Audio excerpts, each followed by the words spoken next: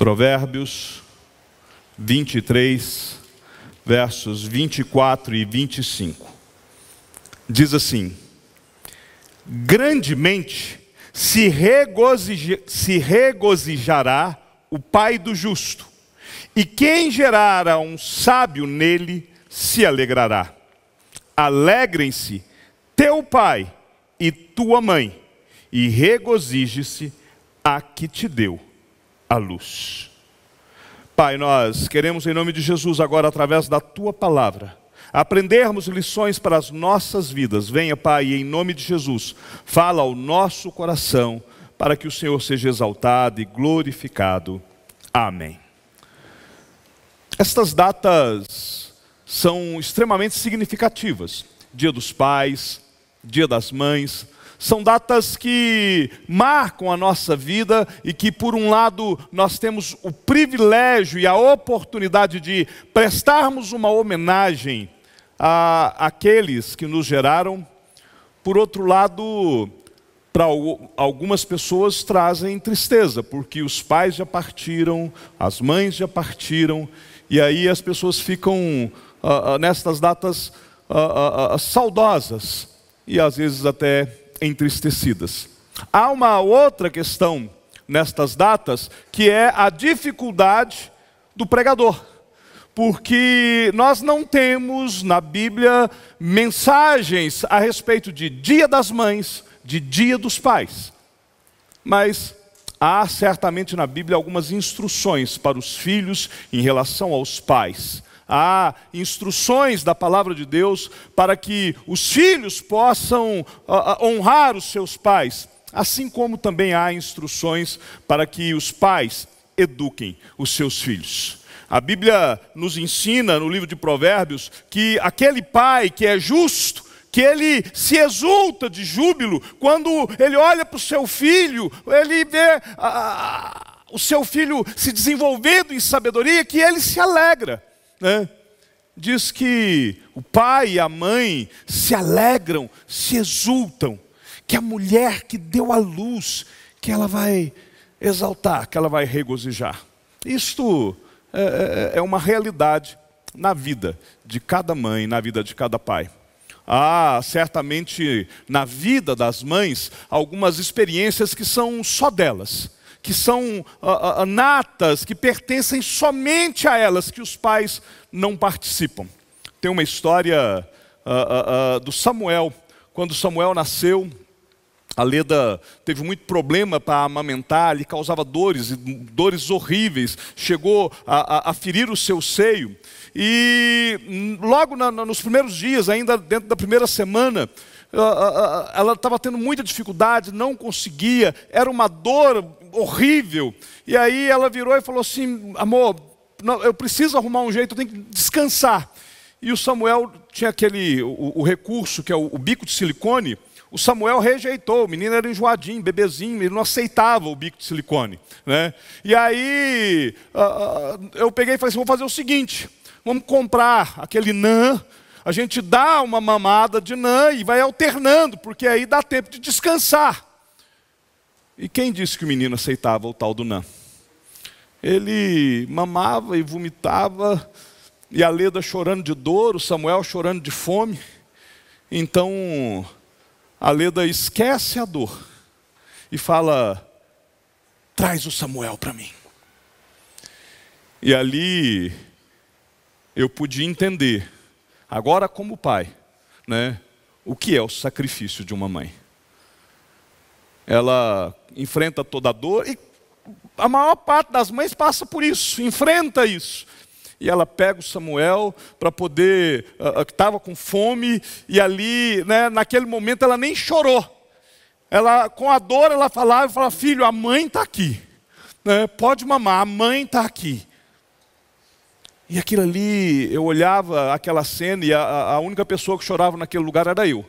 A Leda incentivando o menino matando a fome, e eu olhando e vendo aquilo, e eu comecei a chorar, e pensando ali comigo: que amor é esse? Porque é um carinho diferente, é um amor diferente, é algo diferente. Eu particularmente tenho que qualquer pai, qualquer mãe, quando vê um filho praticando tolices, ele se entristece. O provérbio que nós lemos, ele mostra que um dos motivos de alegria, que um dos motivos de felicidade para a mãe, para um pai, é ver o filho ser sábio. E é por isso que nós então temos que instruir os nossos filhos no caminho em que eles devem andar. E o livro de Provérbios dizem que o pai, que a mãe, eles vão se alegrar, eles vão se regozijar quando eles perceberem a sabedoria da vida de um filho. O pessoal da igreja conhece a minha história, sabe que eu dei muito trabalho para os meus pais. Eu não fui educado num lar cristão, eu tive uma vida extremamente controversa. Eu não vou repetir aqui a minha história, mas como eu sei que tem algumas pessoas que nos visitam, eu fui alcançado por Cristo já na minha fase adulta, já com meus 20 e poucos anos. E antes de Cristo estar na minha vida, eu me enveredei para o caminho de crimes e eu fui preso. E uma das coisas que a gente percebe, para quem já passou pela prisão, como eu passei, é que a maior parte das visitas são de mães. Que são as mães que vão lá ver os filhos. Dentro de presídio, há um código de conduta, não é código de ética. Vamos lembrar, né? Preso não tem exatamente ética, mas há um código de conduta. E dentro do código de conduta de presos, um dos crimes que presos não suportam é matricídio. Ou seja, quem mata a mãe dentro do presídio enfrenta problemas enormes. Porque não é aceito, os presos não conseguem aceitar o fato de que um filho tire a vida de uma mãe.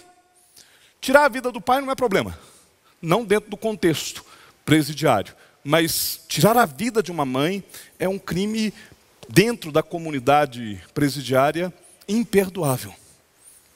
Porque é um carinho diferente, é algo completamente diferente. E ali nós percebemos que as mães, elas sofrem com seus filhos, elas choram, elas caminham junto com eles, elas se interessam, elas querem aquela mudança de vida. Mas a gente pode perceber que mesmo com toda a dedicação de estar ali, de poder entrar dentro de um presídio, de poder visitar o seu filho, a tristeza no olhar é patente, é muito fácil de você perceber. Por quê? Porque o filho não andou por um caminho sábio. Aquilo, toda mãe deseja que seus filhos sejam pessoas de respeito. Toda mãe, ela vai orar pelos seus filhos, para que os seus filhos estejam num bom caminho. As mães querem que sejam pessoas que possam conquistar, possam realizar. Elas têm o desejo de poder olhar e dizer: eu criei filhos para a glória de Deus, eu criei filhos num bom caminho. Eu criei filhos para que fossem abençoados. Uma das melhores coisas da vida é ter recebido a graça de ter uma mãe maravilhosa. Nós vemos na palavra de Deus diversos personagens que foram abençoados por suas mães. Timóteo recebeu tanto da sua avó, quanto da sua mãe, tanto de Lloyd, quanto de Eunice. Ele recebeu a boa instrução. E olha quem foi Timóteo, olha o caminho em que ele chegou. Foi consagrado ao pastorado, foi colocado no caminho sobremodo excelente. E é por isso que ter uma mãe que abençoa o filho, que ora pelo filho, que instrui o filho, é uma bênção para a vida de cada filho. Todas as mães hoje certamente receberam vários presentes. Faz parte da nossa cultura. Os filhos presenteiam as suas mães, né? Algumas receberam flores, roupas, coisas simples, talvez presentes mais caros. Mas o que importa não é isso. Até algum tempo atrás, a minha mãe guardava coisas, né, que eu fiz lá na minha infância, aqueles desenhozinhos toscos, né? Mães guardam isso, né? Aquelas sandalinhas enfeitadas com macarrão, né, que faz na escola. As mães guardam aquilo, não é por causa do valor intrínseco, muito menos por causa da beleza. É por causa do valor sentimental. O que importa para a mãe é ver o filho se importando com ela. O que a mãe de fato valoriza é perceber que o filho se lembrou, que o filho quis demonstrar um ato de carinho, um ato de amor. Então, com certeza muitas mães estão aqui, estão felizes porque receberam flores, cartões, presentes, mas certamente as mães merecem muito mais do que isso. E a partir disso, e olhando para alguns versículos da Bíblia, é que eu queria deixar claro alguns presentes que cada mãe merece receber de cada um dos seus filhos. Um dos presentes se encontra no livro de Provérbios, capítulo de número 1, versículo de número 8. E diz assim: Filho meu, ouve o ensino de teu pai, e não deixes a instrução de tua mãe.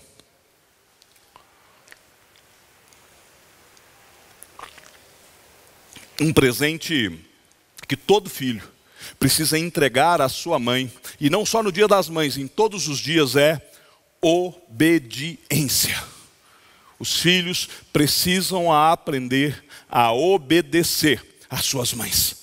Mesmo que nós possamos olhar para a Bíblia e entendermos que nos tempos bíblicos as mulheres, elas, eu falei isso hoje de manhã, né? Era, por ser uma era patriarcal, as mulheres não tinham muito prestígio, mas a orientação da Bíblia, mesmo num tempo de patriarcado, é para que os filhos pudessem seguir a orientação, a digna orientação de suas mães. A palavra instrução que aparece aqui é literalmente, poderia ser traduzida por doutrina. Ou seja, o que Salomão está aqui ensinando é para que os filhos não deixem a doutrina que as mães estavam ensinando a eles. Alguns irmãos aqui tiveram a bênção de serem instruídos no Evangelho desde do berço. Eu não tive esse privilégio. Eu não fui instruído a respeito do conhecimento de Deus dentro do meu lar. Minha família veio se converter depois de mim, junto comigo. Minha mãe foi a primeira a se converter, mas foi tudo assim, muito rápido. Mas alguns aqui tiveram o privilégio de serem instruídos no Evangelho, primeiramente através da boca de sua mãe. Eu particularmente gosto muito de ouvir aquelas histórias de pessoas que foram instruídas em lares evangélicos, em lares cristãos, aonde fala assim, olha, porque a minha mãe, eu era ainda bebezinho, e ela me ensinava a cantar isso, nós fazemos isso hoje com os nossos filhos.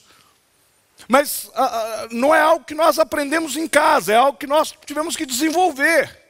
É algo que eu tive que aprender para poder passar para os meus filhos, algo que eu não vivi e agora eu tenho que transmitir a eles.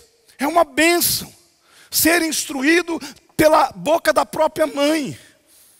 Quantos filhos aqui já viram a mãe chorando em oração em favor da vida do próprio filho, para poder manter tudo certo?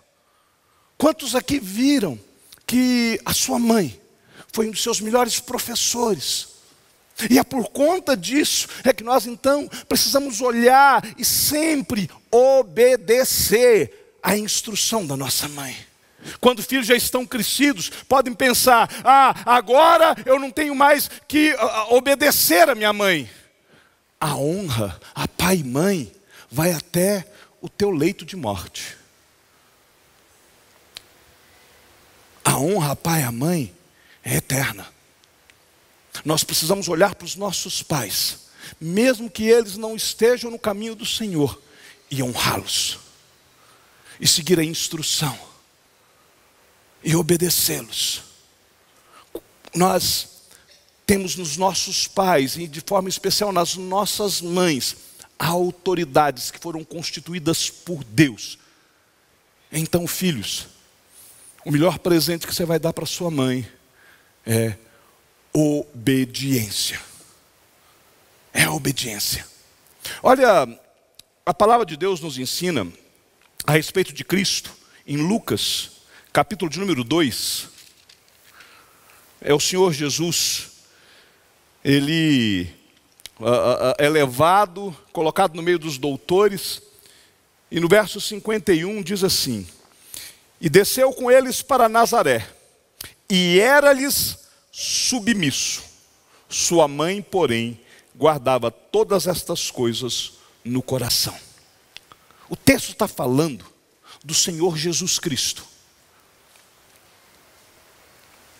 aquele por quem todas as coisas foram criadas, por meio de quem todas as coisas foram criadas, e sem ele nada do que foi feito se fez.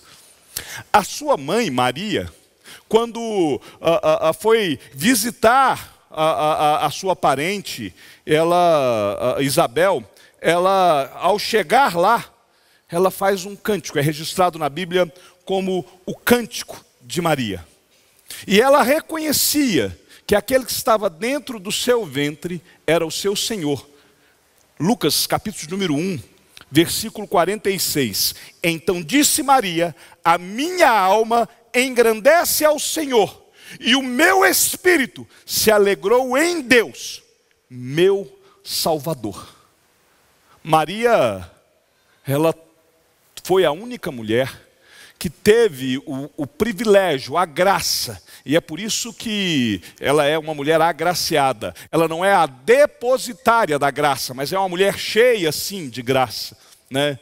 Mas Maria, mesmo sendo essa mulher grandiosa, essa mulher que deve ser imitada, ela olha e no momento em que ela está ali conversando com a sua prima, que também estava grávida, ela então reconhece que ela precisava de um Salvador.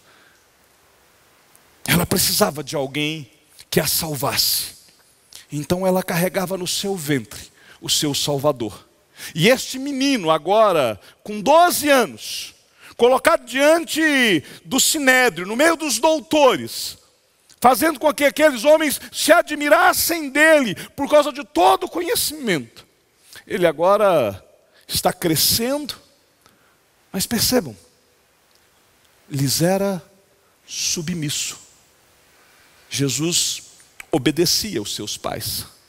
Se Jesus Cristo, sendo Deus, sendo o Salvador da própria mãe, sendo aquele que iria trazer redenção para a sua própria casa, se submetia aos seus pais, o que será de nós? Por que nós devemos ser obedientes? Nós devemos ser obedientes, primeiro, porque a palavra de Deus manda. Segundo, porque nós devemos imitar o nosso mestre, precisamos imitar o nosso Cristo, né?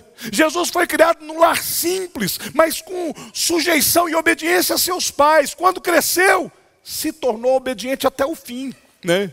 Se você olhar para Jesus Cristo, no momento da sua morte, quando ele está ali para entregar a própria vida, ele olha para sua mãe aos pés da cruz, e junto dela o discípulo amado João, e ele então entrega a própria mãe agora aos cuidados do seu discípulo. Nós temos que olhar para as nossas mães com essa atitude de obediência, né? Nós não podemos desrespeitar os mais velhos, nós não podemos desrespeitar os nossos pais. Então o primeiro presente que nós temos que entregar para as nossas mães é obediência. Um segundo presente está nos mandamentos, lá em Êxodo, capítulo de número 20, versículo de número 12. Honra teu pai e tua mãe, para que se prolongue os seus dias na terra que o Senhor teu Deus te dá. Nós precisamos honrar os nossos pais, precisamos honrar as nossas mães. Mas a pergunta é, como que nós vamos honrar os nossos pais? O apóstolo Paulo, na carta que ele escreve aos Efésios, no capítulo número 6, ele diz assim, filhos, obedecei a vossos pais no Senhor, pois isso é justo. Honra teu pai e tua mãe, que é o primeiro mandamento com promessa, para que te vá bem e sejas de longa vida sobre a terra. Eu preciso honrar os meus pais porque é uma ordem. Mas se eu quero ter uma vida longa, se eu quero ter uma vida próspera, se eu quero ter uma vida abençoada por Deus, eu preciso me submeter a isso, né? Eu tenho que encarar com seriedade as advertências e os conselhos das mães, né? Vejam, quando as mães chamarem, muitos filhos não querem atender no primeiro chamado, precisa ir, isso é honra, isso é submissão, né? Precisamos fazer aquilo que elas nos ordenarem e evitar fazer aquilo que elas nos proíbem. O Senhor Jesus conta uma história em Mateus, capítulo de número 21, é uma parábola, aonde, no caso da parábola, é um pai que está na história, mas isso pode ser transferido para ambos os pais, né? Que um homem tinha 2 filhos e ele então chega para o primeiro filho e fala: vai trabalhar hoje na vinha. E ele fala assim: ok, pai, eu vou. Mas ele não foi. Depois ele vira para o segundo e fala, né, vai trabalhar hoje na vinha. E ele fala que não vai, mas ele arrependido foi. E a pergunta de Cristo é: qual dos 2 fez a vontade do Pai? O segundo, declarou-lhes Jesus: em verdade vos digo que publicanos e meretrizes vos precederão no reino de Deus. A história é para ilustrar que muitas pessoas que não fazem parte do povo de Deus poderão ir até na frente.